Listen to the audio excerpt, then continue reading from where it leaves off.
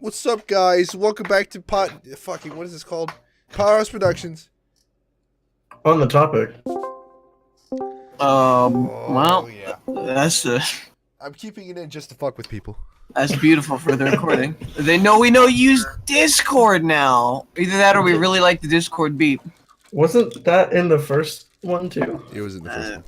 Yeah, I thought so. Made me very upset. I'm not sorry. Oh. This is your punishment. I'm You gonna make me tell the I'm story. gonna make you fuck twice as many dogs in my next story. I hate you so much. Wait, 2 times 0 is still 0. No, I was talking about in prospective Grangers. What? Excuse me. You said your next. Fuck you. In my next story, which I'm going to write, Die. I'm Just gonna write stop. twice. Basically, you're going to be fucking 2 dogs. Yeah. Maybe at the same time, but I don't know. That might get wild and crazy. We'll see. We'll see. I'm imagining a German Shepherd and a poodle. Ooh. Oh. You like the French ones, eh? Oh god. So, Jacob, tell us a little bit about yourself. Come on. What? You just start the story. No. Well, my name is Jacob, and I wrote this almost 6-page story for the past hour, 2, and here we are. Oh. That's it. That's all you get. That's every bit of information. Do you get. like pina coladas and getting caught in the rain? Who wants to do the intro? I mean, isn't this the intro? Tell me. No, you do the gotta intro. do the names or say who's who. Say what's what. All right, you got Rue. Mm-hmm. Tin. That's me. And we got Jacob. He's the that's storyteller me. of the night. Hi. Whoa! Holy Damn. shit, he gets a full name. That's That's epic. Dude, I didn't just get a full name. I also got like an intro with. Yeah, the you full got like name enthusiasm. and words. Yeah, Whole words. yeah.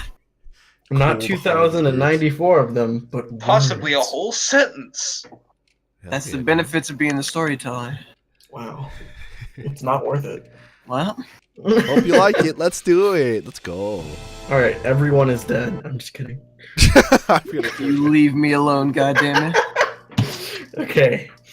We begin our story at a dining table, sat below a very large fork and a very large spoon.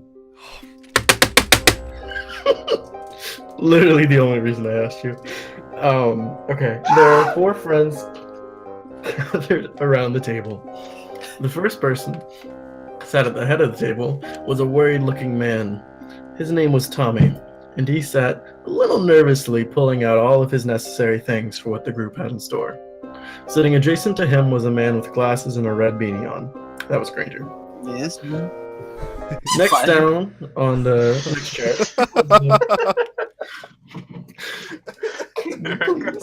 Way to ruin it, Caden. He's bringing life to the story. You leave him alone. There's plenty of life already. Continue. Next up, there was a man wearing a leather jacket with the green hood up for no discernible reason. The last of the group, coming to the table with a bowl of chips for everyone, pulled the hood off of Jacob's head as he sat down. For that, Jacob lightly punched Rudy in the arm once he was seated. Rudy pretended to be hurt and finally got his stuff together. Since Rudy was the host of the Knights of Bint, he was the last to get all of his things in order, and now that everyone was settled down, the night was truly about to begin. Tommy cleared his throat and began. So tonight, as you all know, we'll be playing D&D. I've made up some character sheets based off of everyone, and everybody nodded, and they showed that they were all excited for the game. And Tommy started to hand them out, and everybody quickly grabbed up their sheets. And each character was specifically made for each person. Granger's character, named Gorgon, That's me. was a wizard who's been practicing the craft since he was young, and he is now a gray old man with a long beard. That sounds about right. Gross ass. He carried a large magical staff and a nice little short sword. Innuendo for my dick. Yeah. The short sword, not the magical Always stuff. going for the dick. Going straight for the PPA. Rudy's character, Rutabaga, was a fierce warrior with a shining halberd and a steady shield. Oh shit! He was also known to carry a first aid pack with him just in case he needed to heal any of his allies. Can I interrupt for a second? Of course. So I'm a wizard. Is my wizard hat in the shape of a? Is it like red and it's like a beanie, but it's a wizard hat? Yes, 100% yes. Thank God. I was worried for a second. Okay. And then lastly, there was Jason, Jacob's character. He was a ranger with a powerful longbow, and he had a quiver of 20 arrows and 15 other different like trick arrows. Additionally, he had a razor-sharp dagger, and that was all of the characters. With everyone having their characters in front of them, they set off on their quest. Tommy begins the narration of the quest. You're the DM, if that wasn't clear by now. No, I got Tommy's the We lead. begin our journey with the ragtag group of adventurers on the outskirts of a small town they had just come to in the nick of time to save everyone from an attack of goblins. After they had saved everyone, they spoke with the town's leader, who had thanked them vehemently for their work, but he said there was more work to be done if they were willing to do it. After letting them know of the dark presence in the land, a man who had been behind the attack of many settlements around the area. The man's name was Tim. the menacing Tim. Who the fuck? You know what? Just continue.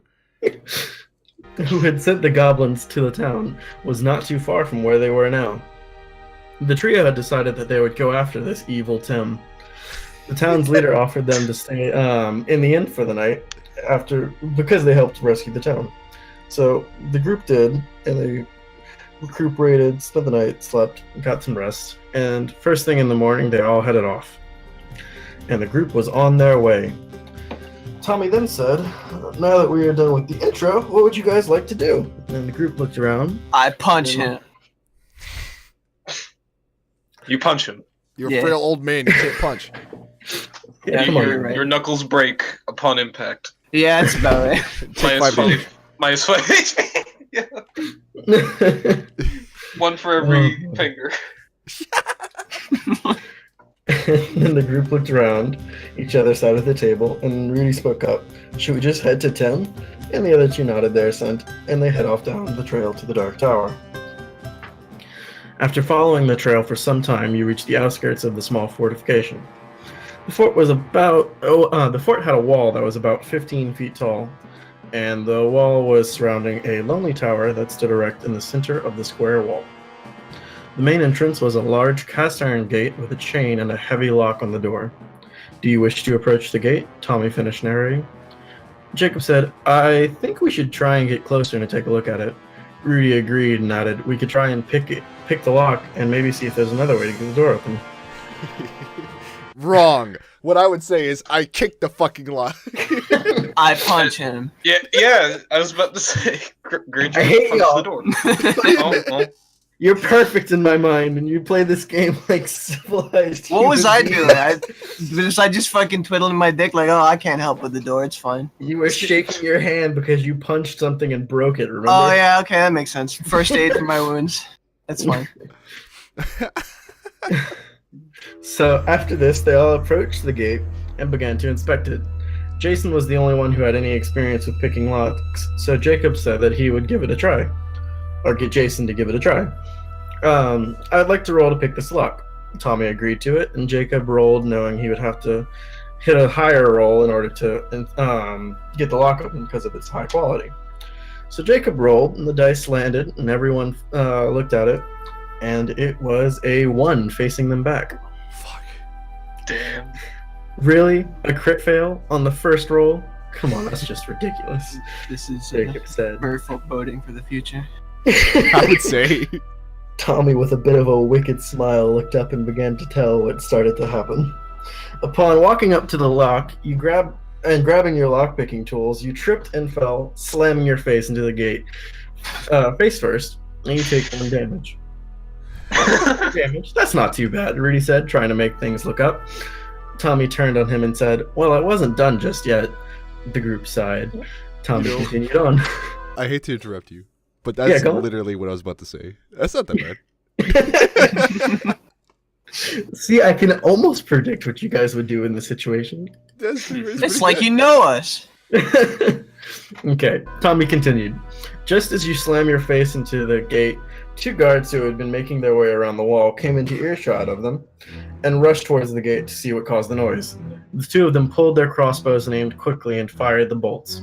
The first bolt was aimed at Rutabaga, who was fairly prepared for this, saying he didn't just ram his face into a wall, and he caught the bolt easily on his shield. The other had aimed the shot on the archer, sprawling on the ground, who was stunned from the impact. Okay, Jacob, you've got to roll for a reflex save. Jacob rolled the D20, my bad, and got a 16. But due to his high dexterity, it was actually a 20. Tommy said, that was lucky of you. And he continued. Jacob rolls to his side after hearing the 2 approaching figures just in time to dodge the bolt, burying itself not 5 inches from his face. God. You nimbly come back up to your feet and stand ready. Now roll for initiative. Everyone rolling their initiatives, everyone rolled their initiatives, and the order came back as follows. The first guard, who was named Emirs, then Gorgon, then Rutabaga, then the second guard, who was named Polyp. So Emirs and Polyp, if that gives you any hints. And then lastly, Jason. What's the other one's name? I know Paul. Aaron. Oh, Aaron, right. Schmerin and Schmall, you know.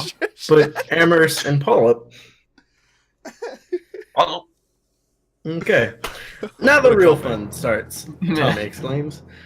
Amirs takes off running down the wall to the ladder to get reinforcements and consumes his turn. You're up, Granger, Tommy said. Granger said, I'd like to shoot magic missile at Polyp. Magic missile! Magic missile. Yeah, but you said it more like that. Yes! Magic missile! Roll for damage, Tommy said. And as Granger rolled the d6, it landed on a 6. Oh. Your magic missile soars away and plants it straight into Polyp's unprotected face, and in addition, knocks him off the wall, dealing even more damage on impact. Damn. Polyp falls dead onto the ground on impact. Alright, on to Rutabaga's turn. Ree says, well, since there's no imminent threat, I'm gonna see if Jason's alright, since he hit his head pretty hard. Okay. Rutabaga walks up to Jason and looks at the gash on his head, and quickly decides to rub a healing salve on the injury, and bandage it. This brings Jason back up the 1 health he lost, and he is up and ready for his turn. And since there's still no continued threat, Jacob says that he'd like to use Jason's gunpowder arrow on the gate lock. Rolling a d20 to aim, he gets a 10, but with all the buffs from his dexterous abilities and his skills, it's been brought up to an 18. And Tommy says, that'll do it. Jason takes the explosive arrow out, ignites the fuse, and lets the arrow fly. It slams into the solid cast iron gate directly above the lock, and just barely stays there long enough for it to explode and send the lock shattering into several pieces of rubble. This ends Jason's turn. Now it's back to Amir's turn, who is double timing it back to the main gate where he just heard the explosion ring out. Amir shows up to the gate, reinforced by Nicholas, Brienne, Bob, and Tahir. They're here. Wait, which one's Tahir? Taco. Oh! That's him. Oh, fuck. Well, that makes They're sense. all alive. Good lord. Send them back to the grave right now. It won't take long. We'll see. They form up in a defensive line at the gate, effectively barring the entrance. The new order for our initiative is Amirs, Brienne, Gorgon, Nicholas, Rutabaga, Jason, Bob, and finally Tahir. Why am I so fucking fast? Because I'm you're an old going man. first It's like okay. all the... Wait! You're third. No, but I mean, of our group, I'm still the first, right? Well, it's based off of just a roll of a d20. Yeah, There's okay. very little buff that you get for initiative. Fair enough. I'm gonna eat a sour worm. Go for Ooh. it. Vern, Where are we? you said Yes, the the turn initiative order. roll. All right, Brienne taking his turn since Amir's turn was eaten up by running back to the area with everyone. Brienne taking his turn throws a small javelin, a little bigger than an arrow, which Only a little. harmlessly hits Rutabaga's chest plate and bounces off. That sounds about right. Yeah, I would say. Granger, taking his turn, decided to launch a fireball at Tahir. Granger rolls a strong 15 and a 5 out of 8 for damage. Hell But yeah. Tahir is such a small individual. He was immediately engulfed in flames and fell to the ground, sprawling in pain. Well, Taco's dead. Fucking hell, Jesus. Man. Fucking. I just like imagine like a little piece of shit ember like barely touching him. He goes. I like to imagine he was covered in gasoline. Jesus. Where did the gasoline come from? I don't know. Fucking. Who You knows? bought it. Taco. Yeah, it's fine. He was He's greased getting high up. off of it. And then, you know. He spilled some. Yeah, Natural. he He spilled fucking several gallons all over his body. Oh, yeah, that was the best of us, you know. Meh. Eh. Well, at least he's dead now. Thank God.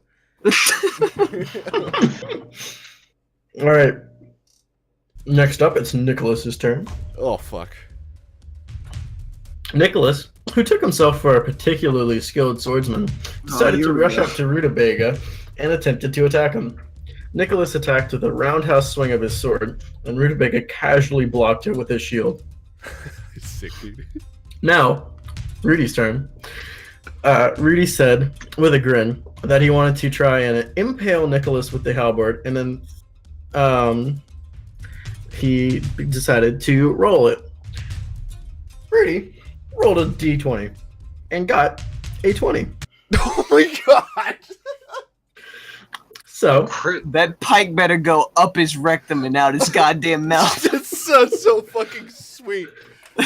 Do it. Kill him.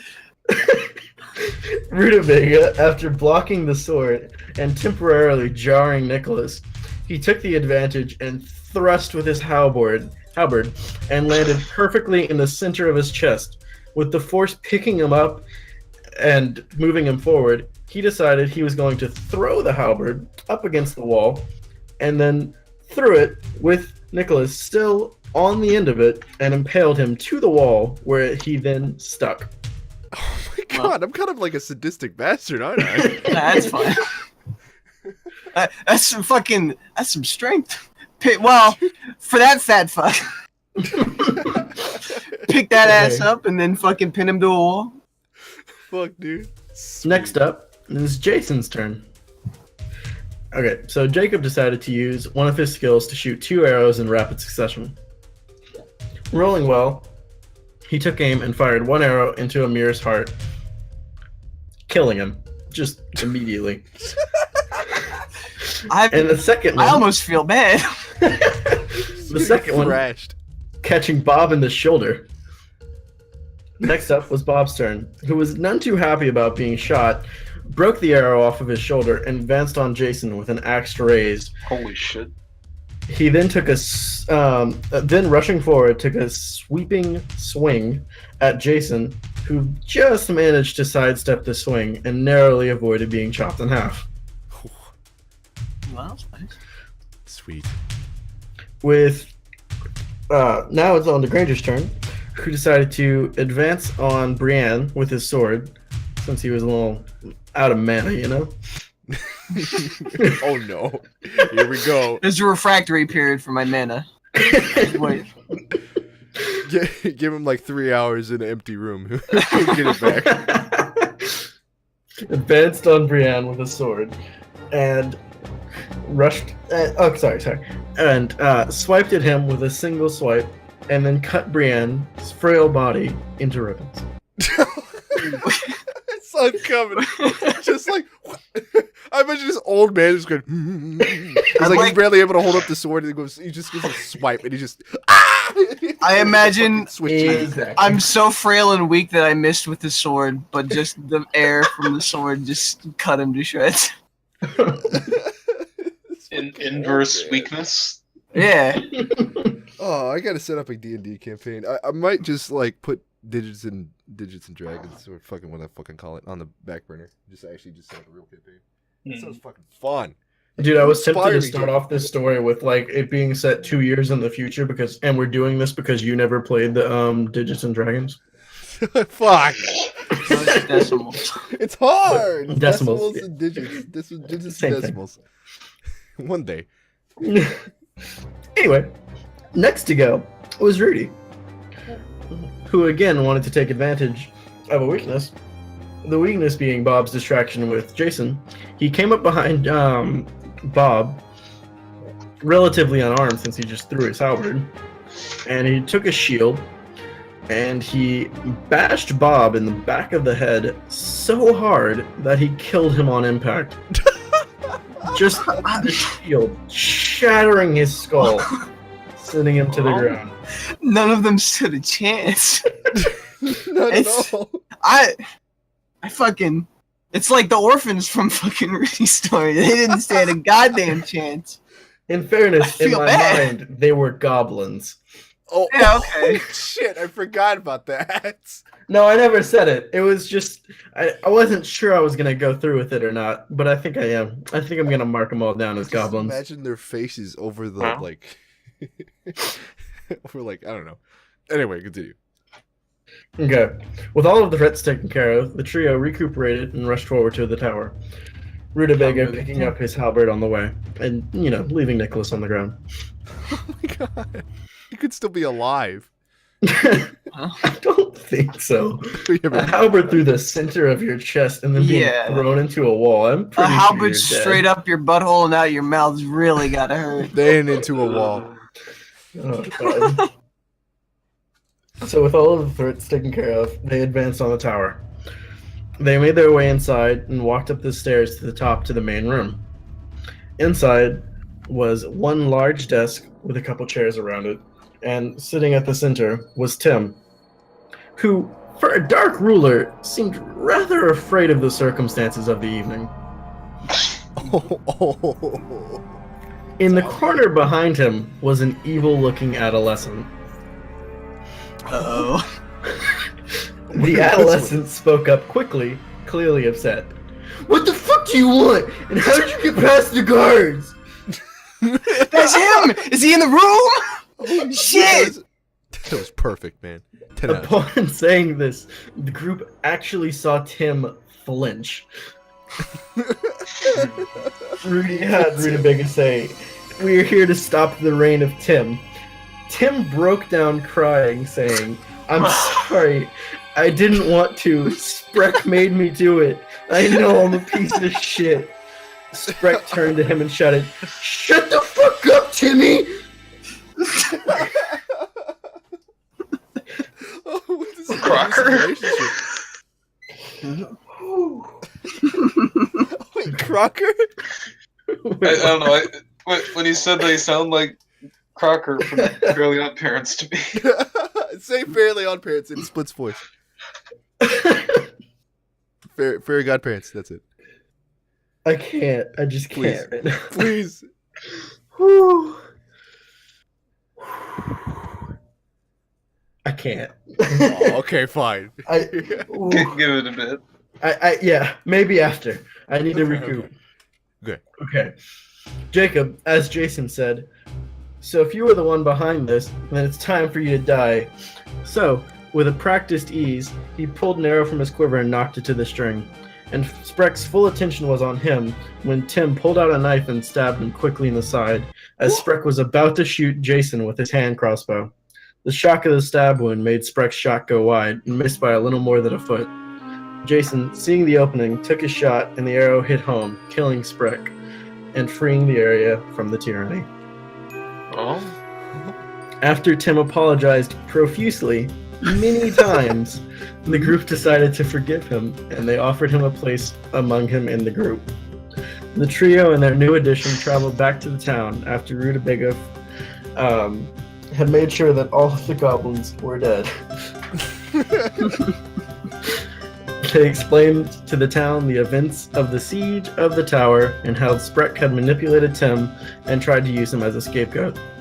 After all of the explaining, the town took them in and they feasted on a delicious meal, celebrating a job well done. Well, that was easy. The end. Yeah. Wow. Hell yeah. Wow, I liked it. I wanted to make a joke of I was assuming at some point I was gonna hit a 1, and then I wanted to make a joke of tell me why the fuck did you weight these die? This fucking bullshit. How dare you? But then everything just worked out fine. No, I liked got it. really It felt unlucky in good. the beginning. Yeah. Well, It's pretty good. I enjoyed it a lot. And then, consequently, all of the enemies were also unlucky. other than you hitting your face on that door, everything worked out pretty good. I would say Yeah. you knocked yourself out by fucking falling into a door lock. You're horribly disfigured for the rest of your life, but I mean it's fine. I put some salve on it. Don't worry. Those are some interesting rolls. You're like, Yeah. part of your skull was hanging out of your face. She's like, yeah, what does it look like? I'm like, yeah, it looks good. It looks good. Put some more salve on it. You can be a skull wizard now. It'll be fine.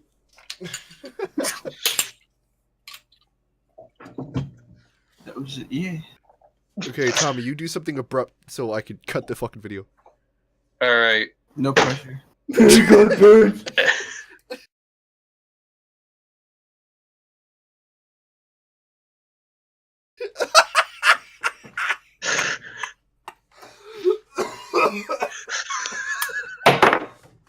Oh my god. Oh God. Rudy's dead. Hey, that works pretty good for a cut.